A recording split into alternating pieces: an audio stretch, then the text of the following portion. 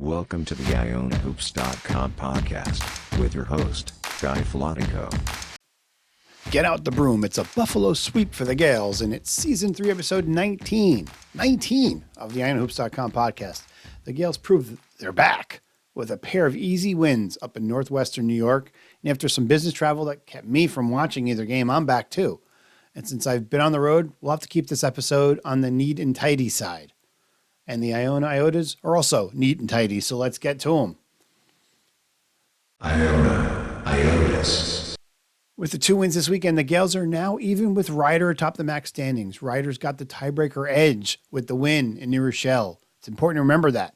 Even if Iona is up only 1 game in the standings over the Bronx by the time we visit Lawrenceville to conclude the regular season, a loss there gives Rider the regular season title and the 1 seed and the NIT bid. So Iona would need to take a 2-game lead into the season finale to ensure a 1 seed entering that game. Meanwhile, Siena's getting healthier and has settled into third, just a half game behind the leaders, as we now have a clear top 3 in the league. The rest, a bit muddled. While Iona cruised in Buffalo, Quinnipiac had a weekend to forget, blowing a huge lead and losing at Niagara, and then getting throttled by 20 at Canisius as the Griffs just poured it on late. Niagara's right there as well, despite the Iona loss. But right now, that's looking like Niagara and Quinnipiac are that 4-5 game. After that, who the heck knows? We'll pay closer attention to the pig down the line. Iona Iotas. With Iona back on track, should we care about things like net rankings, KenPom ratings, bracketology? Sure we can. We're not playing the games. Who cares? Iona's net has climbed back to 66, picking up 5 spots from the Niagara win, and our KenPom sits at 77.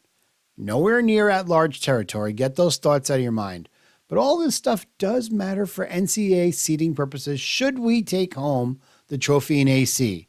And speaking of seeding, so where are we tracking these days? Well, honestly, because Rider holds the edge on us, a lot of bracketologists will still use the Bronx in their brackets. But some don't do that. They'll still go with the team that's highly rated or the one they expect to win. For instance, KenPom on CBS, right now, he's got us as a 14 in Columbus against Kansas State. In my opinion, a very strong finish in a MAC tourney championship probably has us more in line for a 13, which isn't a bad number given the rough 2-week stretch that we had in January. If you all want to get extreme and ask if a 12 is on the table, if we win out through Atlantic City, I don't think so. Not unless we see a lot of good mid-majors get upset in their conference tournaments. Anyway, I know just talking about all of this makes skin crawl on some of you, but hey, it's just conversation. It's a podcast. It's my podcast. Have fun, people. No matter what happens, it's going to come down to Atlantic City anyway. We all know that. So just chill out and enjoy the convo. Iona Iotas. The Iona women, well, they keep rolling along. The Lady Gales were in some trouble for sure at home against Fairfield Thursday night at home, but absolutely obliterated to the Stags in the fourth quarter to the tune of 27-6 to go on to win 66-55. That's win number 12 in a row. 12 for the Lady Gales, who have a 2-game edge on Quinnipiac in the standings and an 18-5 overall record on the year. Amazing season thus far for Billy Chambers' bunch. Right, let's recap the, not so dreaded Buffalo trip.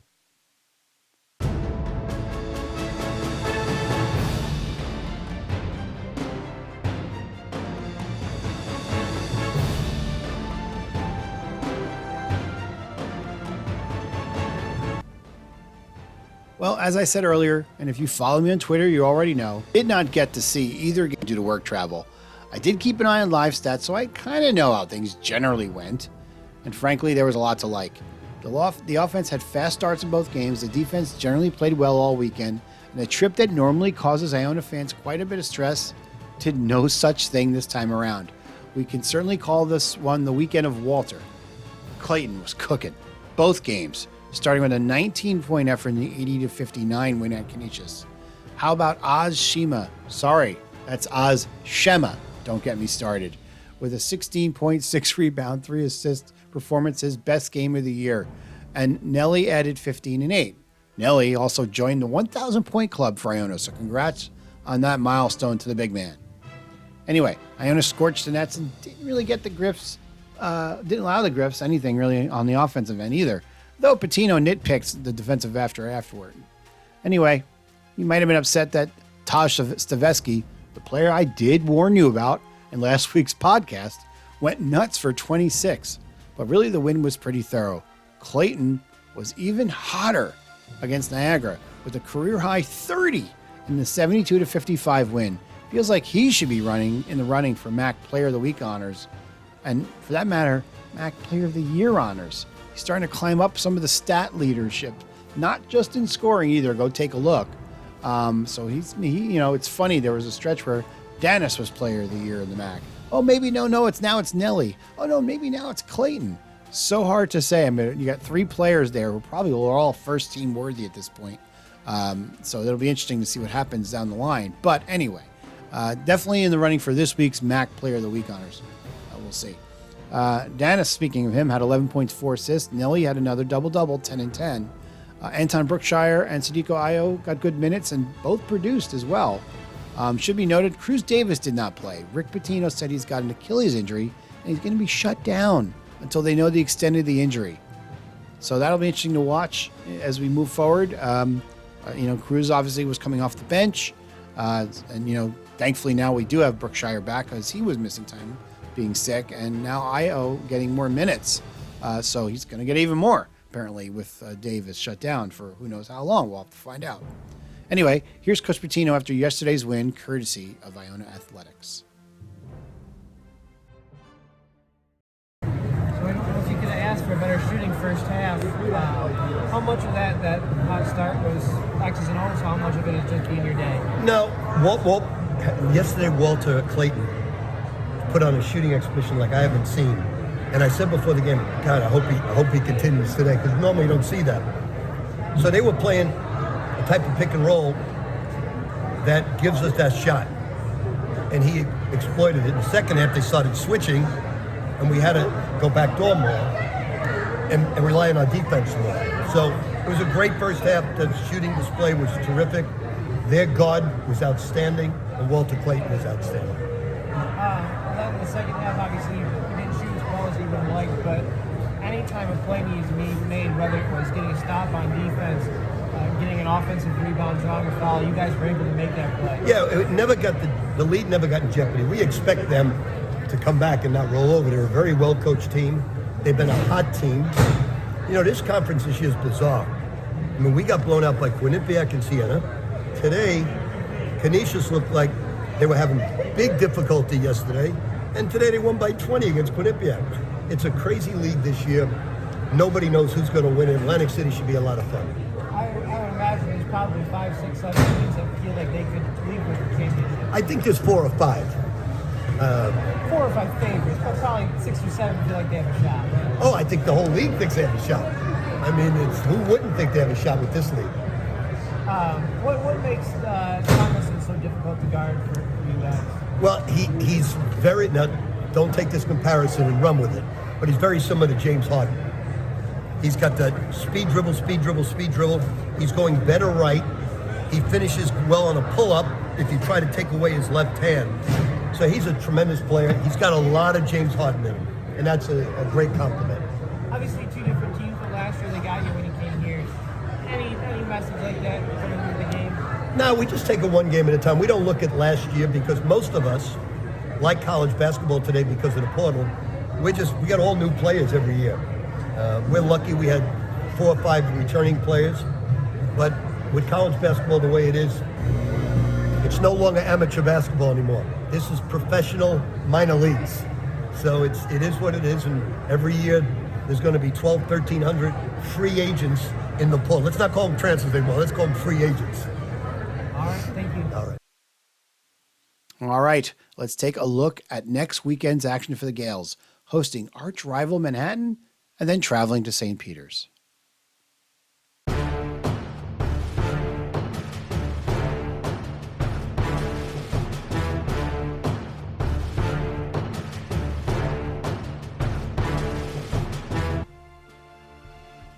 When Steve Mazziello and Jose Perez and the rest left the Jazzers program what seemed like minutes before the start of the season, I know I assumed the program would just crash and burn. I moved them to the max cellar in my projected standings. This was going to be a disastrous season, right? Yeah, not so much. Rashawn Storrs doesn't care what I think, and it's a good thing for the Jaspers. I mean, they were pretty awful in non-conference portion, and who can blame them given what happened? But league play does funny things, and despite their struggles, they did manage wins in their first couple of MAC games, struggling a bit again after that as the calendar turned to 2023. But really, over the past 5 weeks or so, they've been playing some pretty good basketball. I mean, just consider their last 9 games. 5 wins, a loss in overtime to Iona, a loss by 2 to Rider, a loss by 6 to Niagara, and then they did have an 11-point setback at home to Rider in the rematch.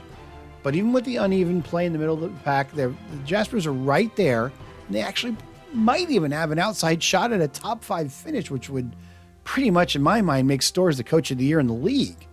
We'll find out. Right now, I'd give it to Kevin Baggett. He's in first place.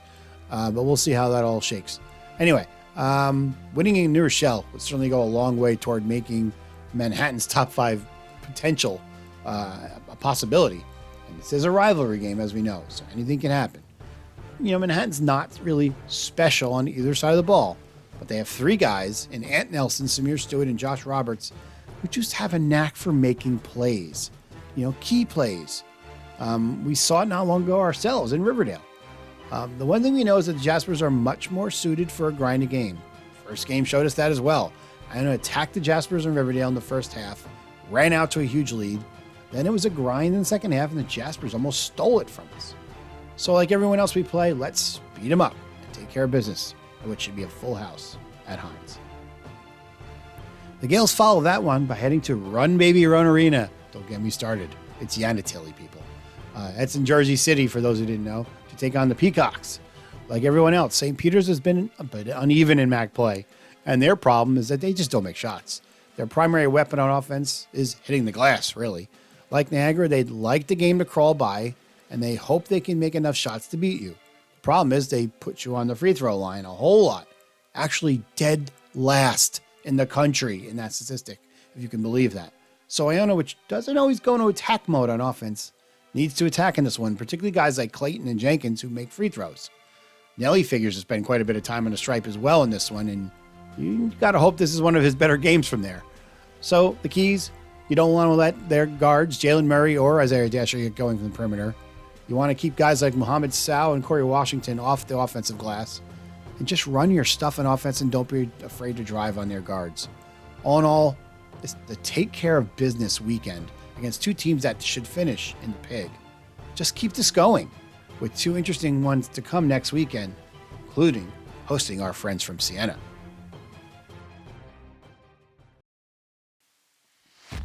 It certainly seems we've righted the ship with this weekend sweep in Buffalo. Can the Gales keep it going next weekend against Manhattan and St. Peter's? We'll see how it turns out. Thanks for sticking it out with me here on the podcast, and we'll see you again next Monday. Go Gales. Thank you for listening to this edition of the IonaHoops.com podcast. This podcast is a production of IonaHoops.com and its publisher Guy Filatico. The opinions shared during this podcast are those of Guy Filatico, IonaHoops.com, and any featured guests. This podcast is not affiliated with Iona University Athletics or the university itself. Thank you for supporting IonaHoops.com.